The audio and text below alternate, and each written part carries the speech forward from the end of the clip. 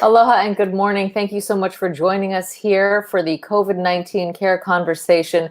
This is a conversation brought to you by the Hawaii Executive Collaborative and Hawaii Pacific Health. It's a place for us to bring leaders and experts who are fighting the coronavirus and dealing with the response to the pandemic here in the islands and hopefully get you some answers. We're so lucky, Ryan, we have Scott Murakami on again today.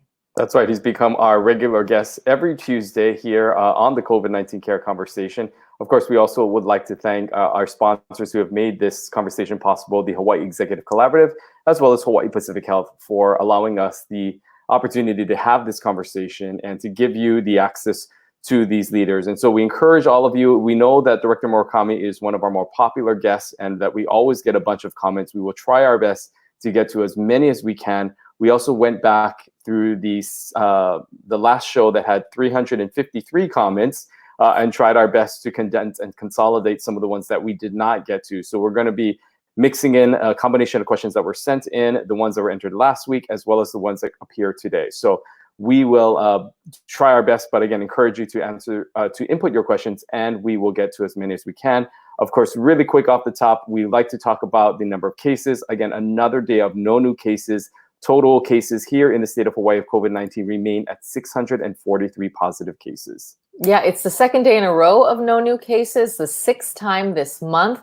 For Oahu, no new cases in 5 days. For Kauai, no new cases in 6 weeks. That is tremendous progress there. And another good news, another good statistic, 92% of those infected have recovered. So we really are flattening the curve and heading on that downward trend, which we love to see.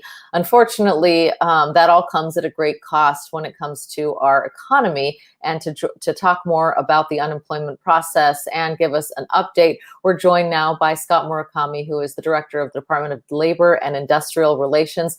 Thank you so much for being here, Director, and give us the latest. We always like to start with the numbers with you. How many claims processed and how many folks are still waiting? Okay, let's see. As of May 25th, we have a total number of 251,418 claims. Of those, we processed 186,756 claims, which leaves 64,662 claims that are still in process. That's about 25% of the claims that we've taken in are still in process. So we've processed 75% of them now. Of those 186,756 claims, 137,188 claims have been paid on. And that leaves 49,568 claims that were denied. So that's where we stand now with just a regular unemployment insurance program. I will tell you to date, since the start of COVID-19 on March 1st, the regular unemployment insurance program has paid out $334,267,243.62. Down to the penny. Yeah, that program has also paid $381,183,000 out of our $600 plus up program. That was one of the CARES Act programs called FPUC. The other CARES Act program called the PUA program. That program has paid up to date a total of, as of May 25th, let's see, it's processed 35,144 claims or applications, and has paid out 136,701,401.32. So that gives you an idea of those two programs. Our third program, or the 13-week extension program, we've processed just under 600 applications now for 13-week extensions. So that's where we stand with the numbers. Okay, we want to kind of already get right into it with some of the questions, because we know that these are always questions that people have.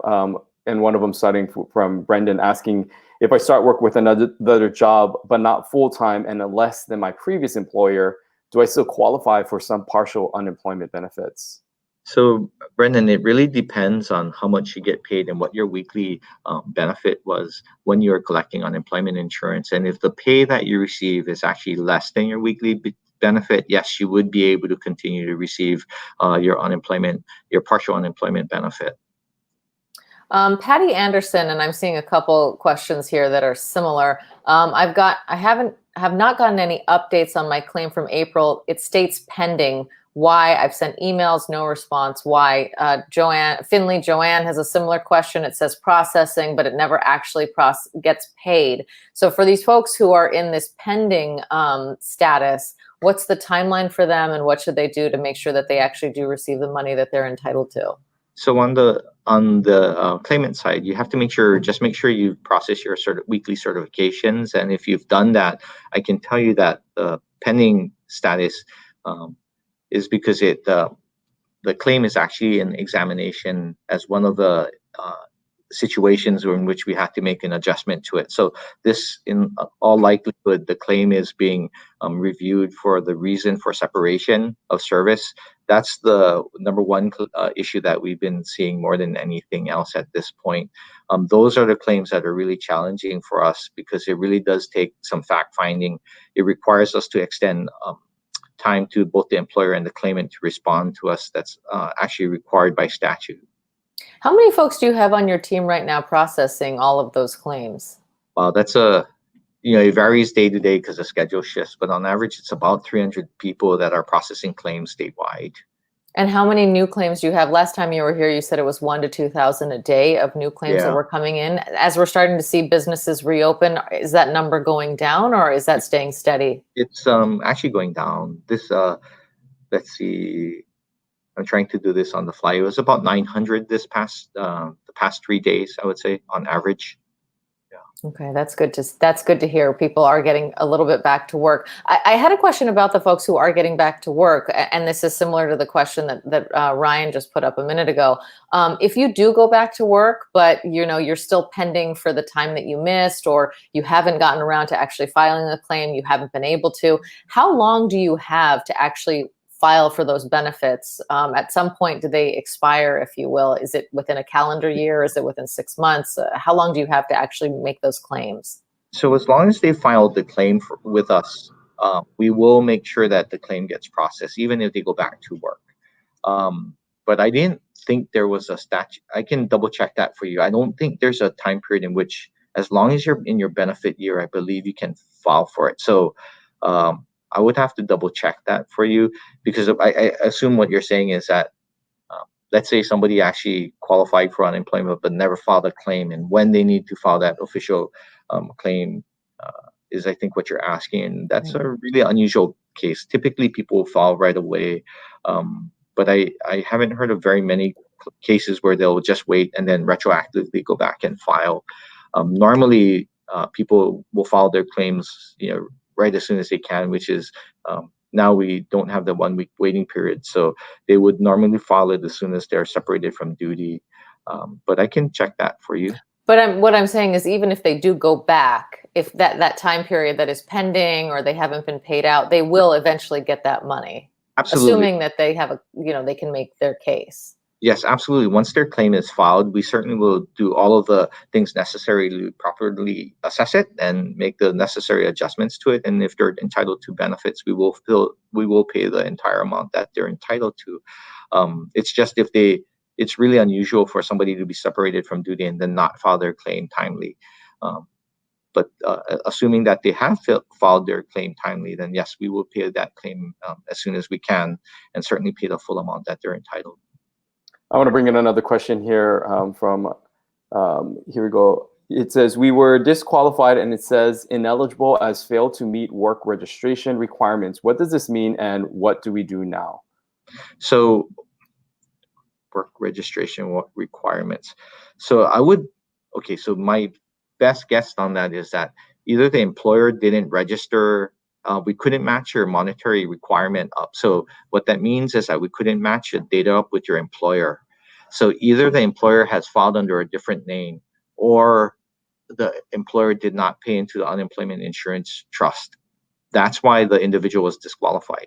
And that individual then could apply for the PUA program, and then we would do the necessary match to make sure that they're eligible. And then assuming that they are, we'd pay them through the PUA program. Alicia Derego says the DMV can reopen. Why not unemployment? When do you anticipate actually having some in-person services? Yeah, that, we're still in the planning stages with the administration, with the DAG's office, as well as, our own internal planning. Part of it is we want to make sure that, number one, we abide by all of the public safety requirements and the public health issues. So any kind of social distancing issues that come up, we want to make sure that we can accommodate that within our building. I can tell you that we are looking at what we can do from an online appointment system. I'm not sure. I don't want to promise anything yet because it's still in the discovery stages. But that's one thing we are looking at. If we could open up with by making sure people had a chance to set up an appointment and then come based off an appointment time. But the other thing is, the two things that we're really considering is, number one, can we ensure the public safety, and number two, making sure that our staff are safe as well, and that we have the necessary safety measures to ensure social distancing. I want to follow up also on the question from last week. We know that some people were able to be brought back on work because of the PPP program and that loan, and employees were able to do that. So the question is, can they still claim to receive PUA benefits even if the business that they had worked for did receive a PPP loan, maybe prior to before the PPP kicked in or after? So they can qualify only for the period in which they were not called back to work. So once they're called back to work and the business has received the PPP loan, then they would have to go back to work. But you can't get both. So it's either one or the other. In the period that you were separated from work, you could qualify both for UI or for PUA, depending on your individual circumstance. But once the business gets PPP, regardless of whether you're in the UI system or in the PUA system, at that point, you would have to return to work.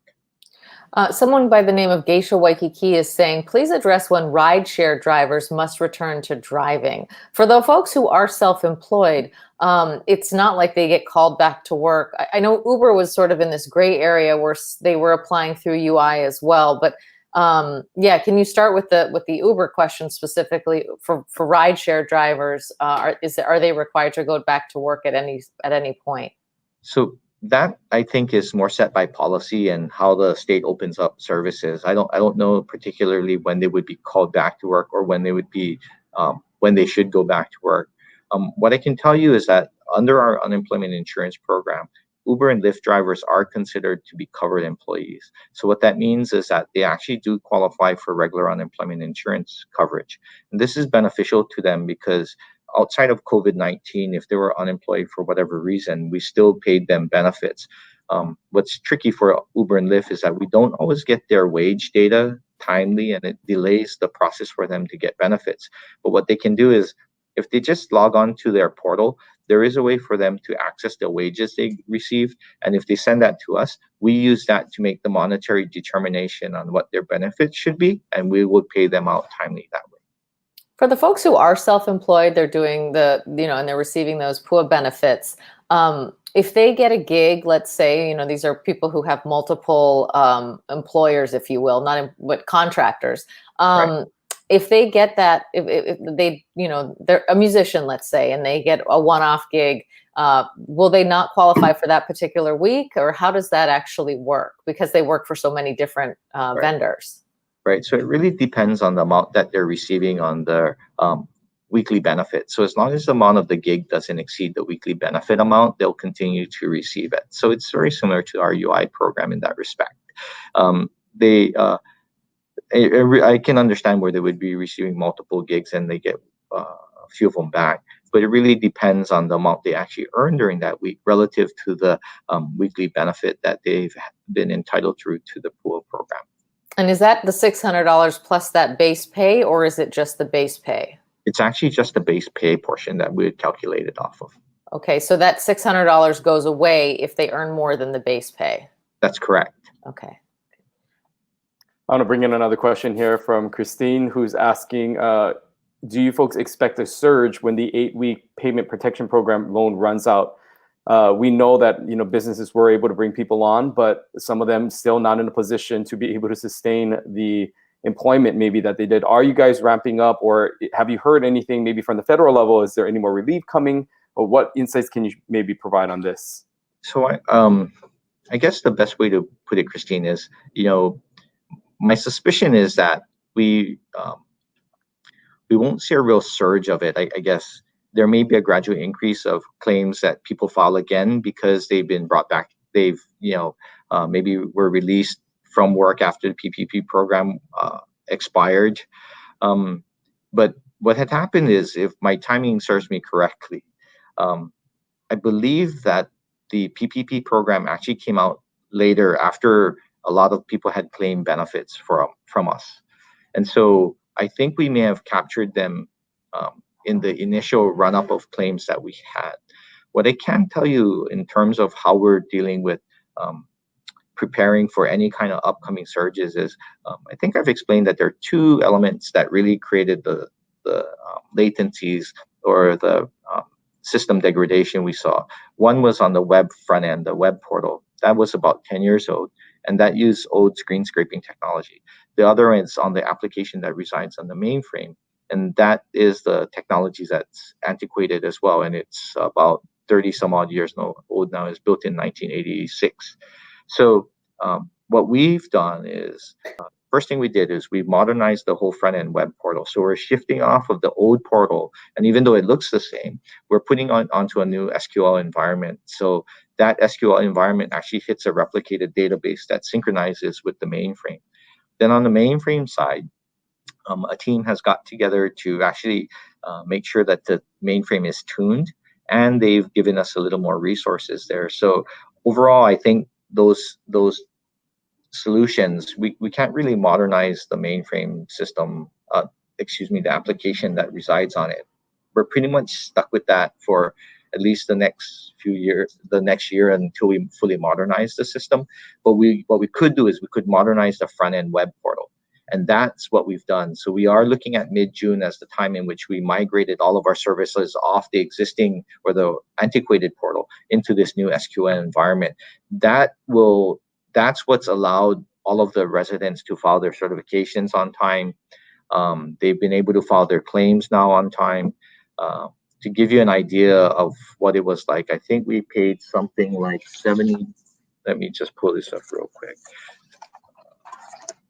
Yeah, on Sunday, we took in about just 72,539 claims in one day. Claim certifications, excuse me. And that number used to be about 20,000 on a good day.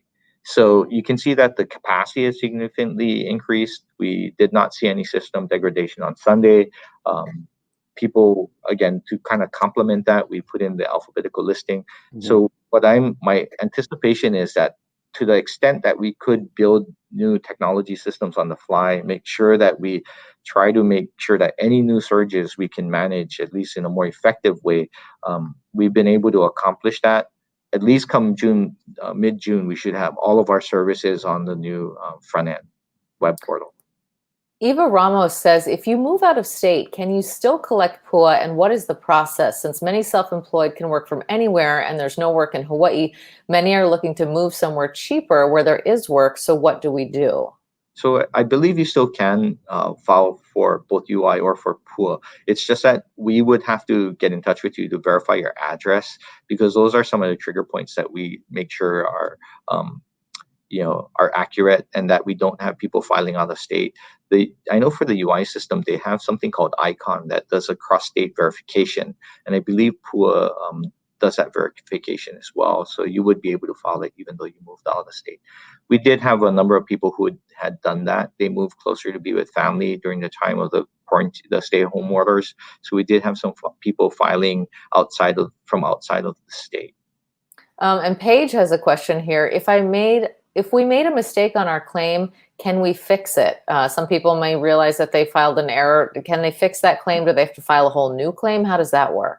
So at this point, you would have to wait, Paige, and work with our staff. Our staff are trying to call back everyone who has made mistakes. I can tell you if there are minor things that we can repair, we try to fix it on the fly. But there are certain things that we've seen happen that we do need to call claimants back for. A lot of that has been things like the ones that we can fix quite without assistance is, for example, if there's clearly a monetary issue that we can repair where the employer was identified incorrectly, we can do those types of repairs. But if there are some issues that have popped up, like somebody, we've had people who filed the wrong SSN number. There are people who actually have filed the wrong, their address and personal information is incorrect. A lot of that we actually have to get in contact with the individual, call them up, and then repair their claim. I want to pull a question in that we got submitted before from last week from Jado. She was asking about the options for people who were in between jobs before this even happened and now cannot find work because, of course, there are a lot of people that are unemployed. And so, just a job overall workforce is hard to find a job. What are some of the options for those people who are already unemployed? Maybe time is running out for their unemployment benefits, and because of COVID has made this a little bit more difficult to find work. Sure. So if you were unemployed from after July 1st of 2019, you actually would qualify for the pandemic extension program. So basically, all you have to do is go into your portal, and there's a button you can click on now that provides the PEUC benefit for you. So if you click on that button, it'll ask you 5 questions, and those 5 questions are what determines whether or not you qualify. That's what I would encourage you to do. I don't know how long the period in time is that the individual has been out of work, so it's difficult to determine whether or not they'd be eligible or not, because if it was a long period of time, then that does impact the eligibility period and then subsequently the benefit package, the benefit determination that they would have. So that all being said, if it was something that happened after July 1st, 2019, make sure you go into your portal and apply for that 13-week extension period. There's a question from an employer. We haven't had this one. This is Suzanne Johnson Green saying, how can an employer find out which of their employees is still claiming unemployment, even if they have come back to work? That's an interesting question. I think I'd have to check on that, Suzanne, because they should be filing their low earnings report. So it should be stated on top of their application on when they log into their portal, into the business portal, and they file their loan earnings report. They should be able to identify which employees have gone back to work. Now, but determining which ones are still getting benefits, or I guess you could infer from that report that if they're on there that they're still getting the benefit. But outside of that, I don't know if there's a unique report that would be available for them, but that's how I would do it. It would come through the loan earnings report that they file. We're sort of running out of time here, so I just wanted to ask you to. There seems obviously to be still a lot of people who are trying to get through, who are waiting on calls, waiting on the backdate email question again keeps coming up about people waiting for a response to that, and I know that you have Neighbor Island teams working on that. What would your sort of as a final message be to those people who continue to wait? Is there anything new that they can do, or is it sort of just continue to just kind of hold on? So there are a few things that I would suggest to people. So first of all, for individuals who have filed claims but have not, and you've got your email back, you have to remember that it's important that you file your weekly certification. There are a lot of people out there who actually have not filed their weekly certification. Last count, I think it was early last week, there were about 9,000 people who actually had filed claims successfully but had not filed a weekly certification. Now, some of them that when we've called have told us they actually went back to work and never needed to file their weekly certification. But I would, if you haven't received any benefit, make sure you have your online account set up and that you are filing your weekly certification. We did have some people telling us that they kept filing initial claim forms, thinking that was the weekly certification. So please go on and make sure you follow the weekly certification. That's the first thing. I will tell you that the other thing I would suggest is that we've been calling back quite a number of people who haven't been picking up the phone, and I think it's because I don't know if they just aren't certain who's calling and whatnot. But I would encourage you to just answer. A lot of times it's our unemployment specialists who are trying to call you back, or other state employees who are reaching out that are working in the convention center to help you address some of the issues that you may have. I know that we are running down calls much more rapidly. I think last week we were addressing about taking in and responding back to about 2,000 people a day. So I can tell you that our response rate has gotten better thanks to an increase in the number of phones that we have and the expansion of the call center and the convention center, and thanks to a lot of people coming out to help us and who are working in the UI capacity now. Again, I know it's tough. I appreciate everyone being patient, and it must be even harder knowing that we've gotten through 75% of the claims and we haven't gotten to yours yet. I can tell you at this point, those are the ones that are the most challenging for us because they require us to do a higher level of adjudication, but we will get there, and I appreciate everybody's patience and understanding. All right, Director Murakami, thank you so much once again for taking time with us here on this Tuesday to answer some of these questions, and we look forward to another update again in the future. Mahalo. Aloha. Well, good to hear 75%, but he's right for those 25%. And I'd imagine that a number of people who are writing in here are in that number, and it is very frustrating. I see some of you writing that you never have received any benefits and you filed from day one. So it sounds like they do have a team that is working, and that processing 2,000 a day or responding to 2,000 a day is quite an achievement, and they are making progress. But still, for those 25%, quite frustrating. Yeah, and I think one of the things that they're trying to do, obviously, is just kind of move along as they modernize things, as they're implementing new plans. And so, again, he's saying that some of the ones that are continuing, maybe the people that are waiting, are the more complex issues and more of the complex claims that they're having to manually go through, as well as following up with the employer and making sure that the employer is being accurate and timely in their responses to these claims as well. So we will continue to try to keep him posted. Again, Scott Murakami is one of our most popular guests because of the volume of comments that we have coming in. A lot of them having to do with the same types of questions that we see every week. And so we will continue to ask those questions and try to get to as many as we can while incorporating questions that we may have missed in previous weeks. But we encourage you to go back and watch past episodes, because there were some of the things that are being asked now that were addressed also in the past as well. Yeah, and he's been on every Tuesday for, I think it's like the last 6 weeks. So yeah, we appreciate his time, and we appreciate all of you writing in your questions. Please continue to write them in. Some of them seem also about, some of them are in the weeds just about your personal circumstance. Some of them seem broader policy questions. So we have Lieutenant Governor Josh Green on Thursday, and then Scott Psyche, Speaker Psyche on Friday. So between those two, we should be able to answer some of those broader policy questions as well, hopefully on Thursday and then on Friday. Another interesting article in the paper on this same topic is that the mayor of the city and county of Honolulu, through Mayor Kirk Caldwell, has committed $50 million in coronavirus aid, the CARE money, to help small businesses and hardship relief for individuals. So there's information on both programs at oneoahu.org, and the paper does a great job of laying out which kind of businesses can apply, and also which individuals can apply. This is a way for you to get some money to help pay your rent and cover other household expenses. Or if you're a business, it's a way for you to get some money to help you stay afloat. Yeah, we also know that system also had some glitches because of the large volume of businesses that were actually applying for that program. And so the mayor, as well as the partners that are involved in that initiative, are working to make sure that they can provide that money and those grant money for those small businesses that are having to make these COVID adjustments to their physical space, and to help to relieve some of the costs that are involved there. In other headline news, of course, one of the things that a lot of people are looking forward to is the return of sports and somewhat of a normalcy when it comes to athletics. And the University of Hawaii's new head ball coach, Todd Graham, said that he is hopeful that his football players will be allowed to begin by appointment workouts at school facilities in June. Now, last week, the NCAA Division I Council approved a measure that would open on-campus workouts for student athletes beginning June 1st.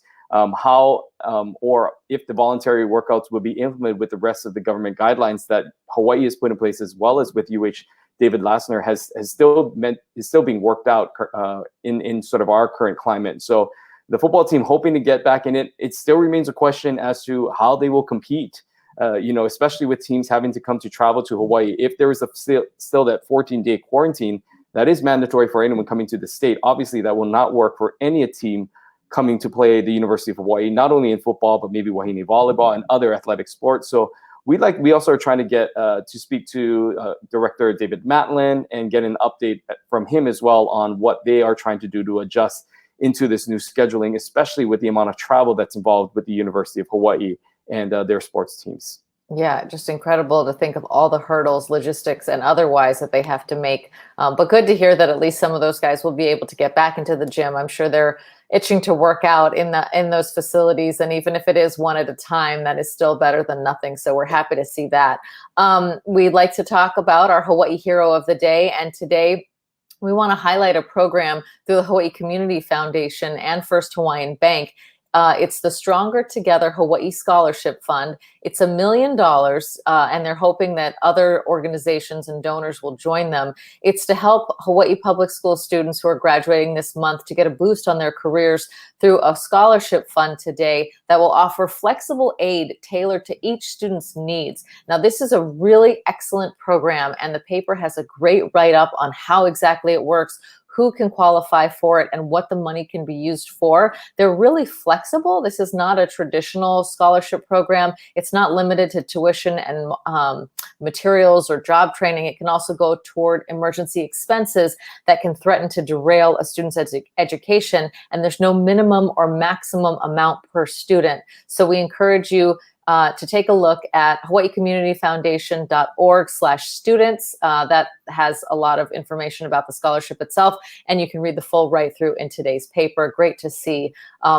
the Stronger Together Hawaii Scholarship Fund coming together with First Hawaiian Bank and the Hawaii Community Foundation.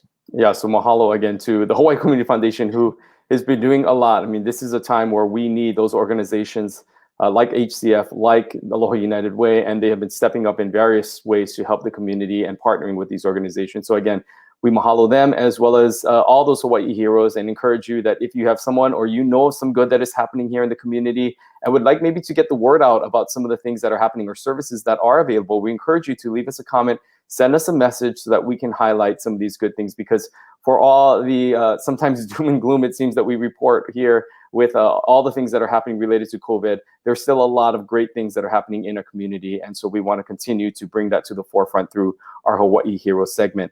Again, we are looking forward to continuing on in this conversation tomorrow. We have a doctor that's going to be joining us. That's right. Dr. Huidi Shu, I hope I'm pronouncing that right. He is a neurologist, and May is National Stroke Awareness Month. It's been very interesting to see. We've all been so focused on COVID that a lot of other procedures may be neglected, and people who are having symptoms, let's say, of a heart attack or stroke, they may not actually be getting the medical care they need. They may be avoiding the ER. So we're really excited to talk to the doctor about how we can continue to stay healthy and get an update in that front, again, because May is National Stroke Awareness Month. That's right. And then following that, on Thursday, we'll be talking with Lieutenant Governor Josh Green, specifically talking to him about some of the efforts that the state has to reopen the state. We know that there is a lot of questions that continue to come in about the inter-island quarantine, the visitor quarantine from out of state, as well as some of the other businesses that are waiting to open. A lot of people asking for, when is that 10 or less group size going to be allowed? We're seeing it in other states. Technically here in Hawaii, it is still not open, but beaches obviously this weekend packed with people. So a lot of those questions about policy and implementation of how they are going to be rolling out sort of this reopening of the state, that can be asked to Lieutenant Governor Josh Green on Thursday. And as Angie said earlier, we're talking to Speaker Saiki on Friday. So another full week still ahead of us here on the COVID-19 conversation. We encourage you to continue to socially distance, wear your mask, take care of yourself, take care of each other. Know that the more we comply, of course, the faster this will all be over. We love seeing those zeros, so let's continue to practice those safety measures so that we can continue to wipe the virus out of our community. Until tomorrow, we bid you a fond aloha and stay safe out there. Take care of yourselves and each other. We'll see you tomorrow. Aloha.